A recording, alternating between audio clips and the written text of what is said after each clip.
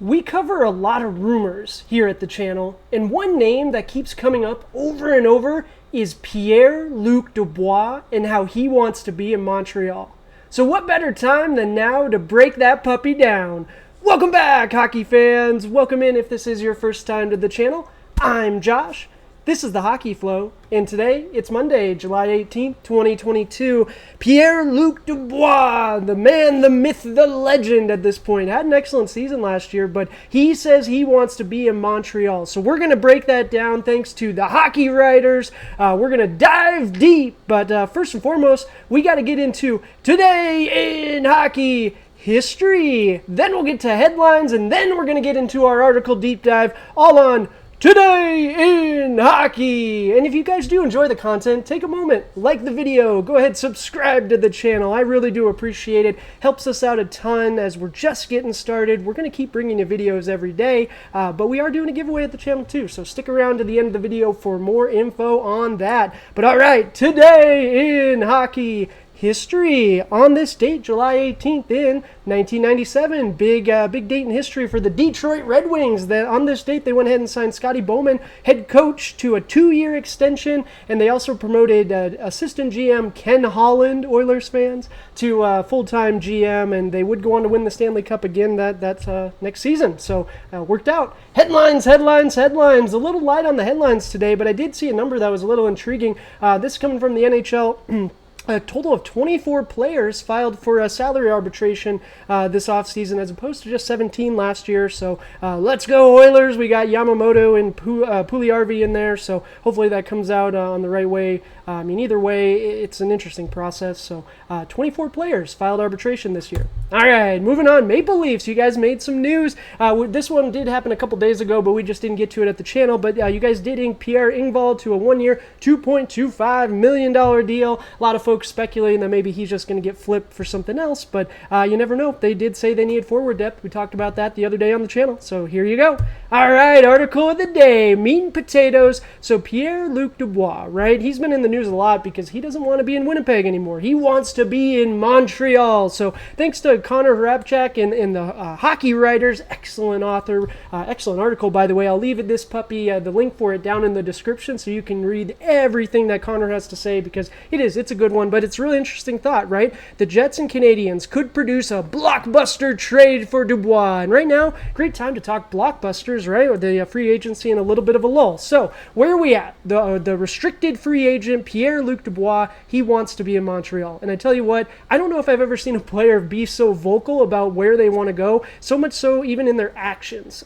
For example, I read a story that Pierre-Luc Dubois actually showed up to the draft in Montreal expecting the Canadiens to trade for him on that day, and he could be presented to the city at the draft. Whether or not that's true or not, I'd have to do some more digging, but very intriguing. And he's been vocal about it, right? He wants to be in Montreal. He's always wanted to be in Montreal, and he's going to be a free agent in a couple of seasons, so he could potentially sign there, right? But he's a little impatient. He is 24 years old. But this article is a really great one by Mr. Hrabchak.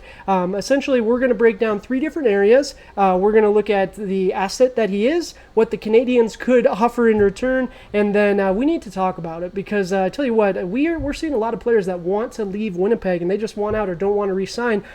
Let's dive into that a little bit, okay? So let's start out with Dubois himself. He had an excellent season. He's coming off of a great season. 28 goals, 60 points. Excellent. 28 goals, that's a career high. He is only 24 years old, and he does have 2 years of team control left. He is a restricted free agent this season.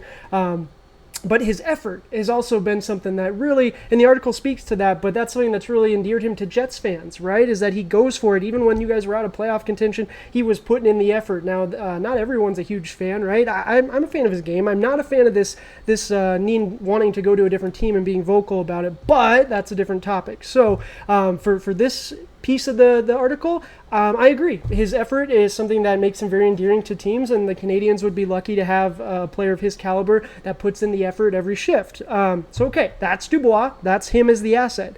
But what about the Canadiens? What could the Canadiens actually return or offer in return? But first and foremost, we got to talk about the cap. The Canadiens are strapped for cash right now. They're right up against the cap. I think they have just like 1.5 million available. So right now, Dubois is fairly cheap. But if you sign him to a hefty extension, then he all of a sudden becomes not so cheap. So you'd have to make the money work as well. So do you clear space? If you're looking at assets, honestly, Josh Anderson, his name gets brought up immediately. I know Oilers fans, there were talks of us trading for him, and we were just saying, no, we already had Kassian. We don't need that. And don't get me wrong, Josh Anderson is a much better player than Zach Kassian, but I don't know. Is he the centerpiece to a blockbuster trade? It's tough. It's tough to say. But from a money standpoint, that's a pretty high number, $5.5 million. And then the other player mentioned is Christian Dvorak, the centerman. He didn't have a great season this last year, but he made an impact. I mean, that Habs team just didn't play very good top to bottom. So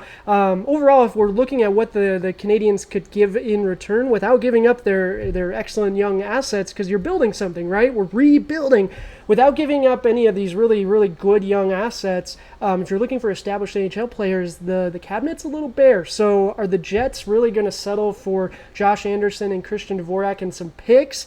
I don't think so, and we'll get to that in just a moment, but the article does mention Nick Suzuki, and I honestly almost stopped reading because you can't get rid of Nick Suzuki. He is right now a foundational piece to that team. We were talking earlier this offseason about him as the next captain, right? So I say no, let's not even entertain it. Keep Suzuki. I don't think it's that big of a upgrade if you're swapping Pierre-Luc Dubois for Suzuki. We see the player card here. Thanks again from the Athletic, Dom and Shayna. Appreciate these, but his game score value added 1.92. That is excellent, but I think Suzuki could get there. So last but not least, though, we have to talk about it. Where we talked about what the Canadiens could potentially offer in return, but what about Winnipeg here? This is another star that doesn't want to re-sign with your team. Patrick Laine, Jacob Trouba, Andrew Kopp, and now Dubois.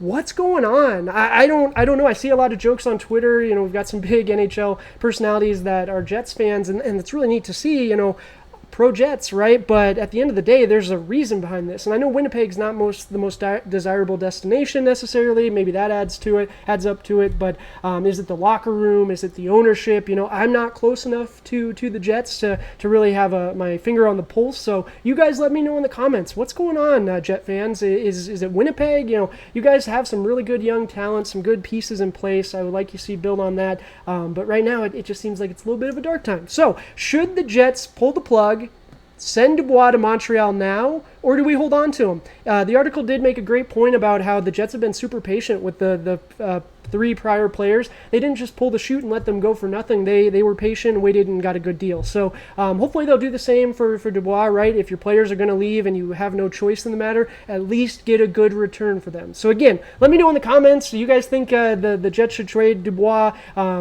Should the Canadiens just be patient, wait a couple seasons? But that's going to do it for the video today. Thank you guys so much. I do appreciate it. Love talking hockey. We are doing a giveaway on the channel right now just to say thank you. Once we hit that 100 subscriber mark, we're so close, so close. Thank you guys so much.